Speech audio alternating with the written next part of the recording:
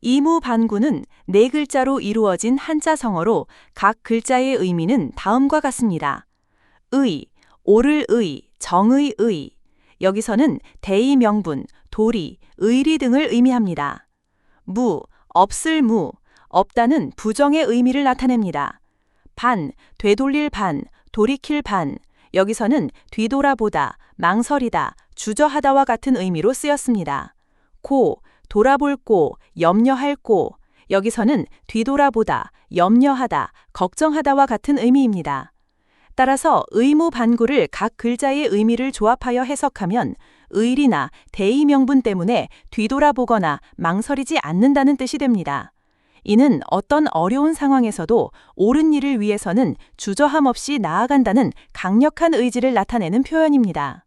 안녕하세요. 오늘 의무반고라는 네 글자 여기 한번 깊이 빠져보겠습니다. 예. 이게 직역하면 의로움을 위해 뒤돌아보지 않는다 뭐 이런 뜻이죠. 맞습니다. 그 뜻이에요. 한나라 시대의 어떤 사건에서 시작됐고 또 철학적인 의미도 있고 심지어 오늘날 중국에서도 계속 쓰인다고 하더라고요. 네, 그렇죠. 그래서 오늘 저희의 목표는 이 의무반고가 어떻게 탄생했고 또 시간이 흐르면서 어떤 의미를 갖게 됐는지 그리고 현재 우리에게는 어떤 점을 시사하는지 한번 파헤쳐 보는 겁니다. 특히 한나라 때 사건에서 유래했다는 게 흥미로웠어요. 시작해 볼까요? 좋습니다. 의무반고.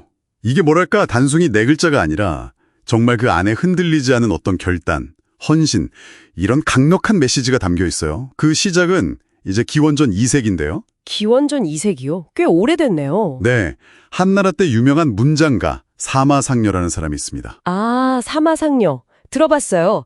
그 부라는 문학 장르의 대가 맞죠? 네, 맞습니다. 바로 그 사람이에요. 그 사람이 쓴 포고문에서 이 말이 처음 나왔습니다. 포고문요? 어떤 상황이었길래 포고문까지 쓰게 된 건가요? 그때 이제 한무제가 서남 쪽 변경 지역을 좀 개척하려고 했어요. 근데 책임자로 보낸 탕몽이라는 관리가 너무 일을 강압적으로 밀어붙인 거죠. 아, 네, 막 도로 억지로 만들고 군법까지 엄하게 적용하고 하니까 그 지역 파촉이라고 불렀는데 거기 백성들 불만이 아주 커졌습니다. 민심이 흉흉했겠네요. 그렇죠. 거의 폭발 직전까지 간 거예요. 그래서 상황이 심각해지니까 황제가 이제 급하게 사람을 보낸 거죠. 고향이 마침 그 파촉 지역이었던 사마상여를요. 가서 좀 수습해라 이렇게요.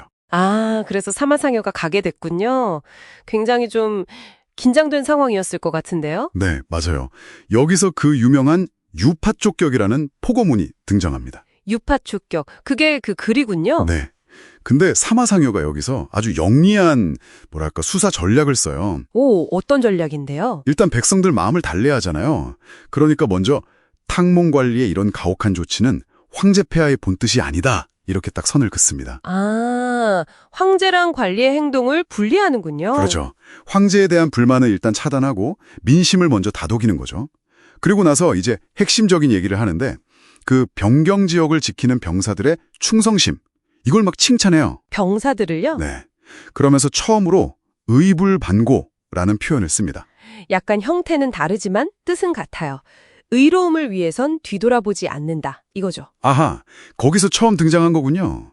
근데 그냥 병사들 칭찬만 한 건 아닐 것 같은데요? 뭔가 목적이 있었겠죠? 당연하죠. 이게 그냥 칭찬이 아니라 사실은 굉장히 전략적인 거였어요. 당시 징집된 병사들 중에는 도망가거나 심지어 자해를 해서 군역을 피하려는 사람들도 있었거든요. 네. 그러니까 이 의불 반고하는 이상적인 병사의 모습하고 그런 병사들의 모습을 아주 극명하게 대비시킨 거예요. 아, 대비를 시켜서. 네, 국가를 위해서 기꺼이 희생하는 게 얼마나 명예로운 일인지 강조하는 동시에 또 불충하게 행동하면 어떻게 되는지 그 경고의 메시지도 은근히 담은 거죠. 그러니까 당근과 채찍을 같이 쓴 거네요. 명예와 보상, 또 처벌과 치욕. 정확합니다. 그걸 명확하게 제시하면서 백성들의 어떤 도덕적인 책임감, 그리고 국가에 대한 충성심, 이런 데 호소를 한 겁니다. 이게 효과가 있었어요. 그래서 소요가 진정되고 중단됐던 개발 사업도 다시 시작할 수 있었죠. 와, 정말 흥미롭네요. 그 정치적인 위기를 해결하기 위한 어떤 수사적인 장치가 어떻게 시간을 넘어서 계속 중요한 가치로 남게 된 걸까요? 그게 궁금한데요. 네, 바로 그 지점이 중요합니다. 사마상여가 쓴 이 표현이 그 당시 사람들에게 그토록 강하게 와닿았던 이유가 있어요.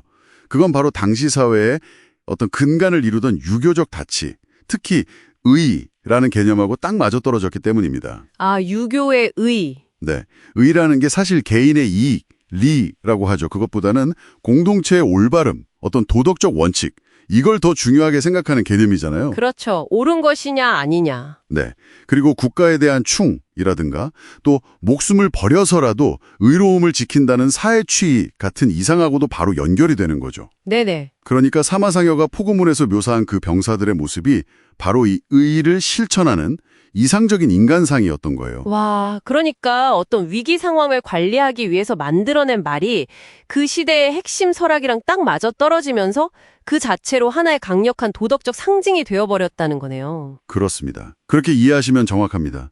그래서 이게 현대 중국에서도 여전히 살아있는 표현으로 계속 쓰이는 거예요. 아, 현대에도요? 어떤 식으로 쓰이나요? 예를 들면 국가적으로 아주 중요한 목표를 달성해야 할 때 그럴 때 어떤 결연한 의지를 표현하는 정치적인 언어 속에서 자주 등장합니다. 아, 정책 추진 같은 거 할 때요? 네. 뭐 중요한 정책을 추진하거나 어떤 큰 도전에 맞서는 상황을 묘사할 때 우리는 의무반고의 정신으로 나아가야 한다. 이런 식으로요. 그렇군요. 또 다른 예로는 공동체를 위해서 헌신하는 사람들을 칭송할 때도 많이 써요.